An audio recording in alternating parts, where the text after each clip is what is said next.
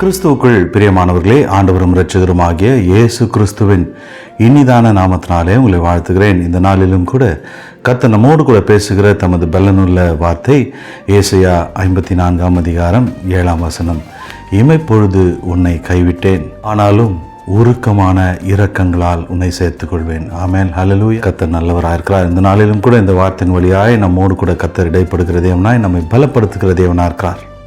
ஒரு சில காலங்களில் ஒரு சில சூழ்நிலையின் மத்தியிலே கர்த்தர் நம்மை கைவிட்டது போல இருக்கலாம். கர்த்தர் நம்மை கண்ணோக்கி பார்க்காதது போல இருக்கலாம். அவருடைய பார்வைக்கு நாம் விலக்கினவர்களைப் போல இருக்கலாம். நாம் விலகினவர்களைப் போல இருக்கலாம். அவர் கண் பார்வை என் மீது இல்லையே. கர்த்தர் என்னை கண்ணோக்கி பார்க்கிறாரா? என் விண்ணப்பத்தின் சத்தத்தை கேட்கிறாரா? எனக்கு செவி கொடுக்கிறாரா?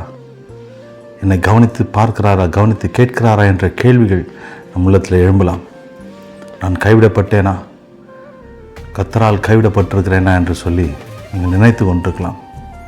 ஆனால் கர்த்தர் சொல்லுகிற ஒரு வார்த்தை, உன்னை இமைப்பொழுது தான் நான் கைவிட்டேன். ஒரு சில வேளைகளில் நாம் செய்கிற மீறுதல்கள், கர்த்தருக்கு விரோதமான காரியங்கள் நம்முடைய வாழ்க்கையில் வரும்போது, கர்த்தருக்கு விரோதமான காரியங்களை நாம் செய்யும்போது கர்த்தர் நம்மை கைவிட்டது போல இருக்கலாம். ஆனால் அவருடைய இரக்கம் பெரிது, அவருடைய மன உருக்கம் பெரிது.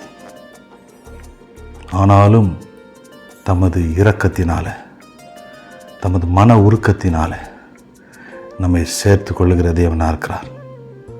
இமைப்பொழுது உன்னை கைவிட்டேன், ஆனாலும் உருக்கமான இரக்கங்களால் உன்னை சேர்த்து கொள்வேன், உன்னை அணைத்து கொள்வேன். அப்படியே நம்மை கர்த்தர் கைவிட மாட்டார். கர்த்தருக்கு விரோதமான காரியங்களை செய்திருக்கலாம். அவரை திரும்பி பார்க்கும்போது,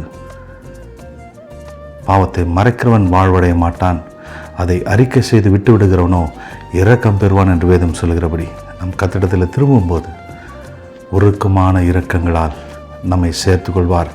நம்மை மார்போடு அணைத்து கொள்வார். நம்மை புறம்பே தள்ள, நம்மை ஒதுக்கி வைக்க கர்த்தர் மனிதன் அல்ல. அவர் அன்புள்ள தேவனாக இருக்கிறார்.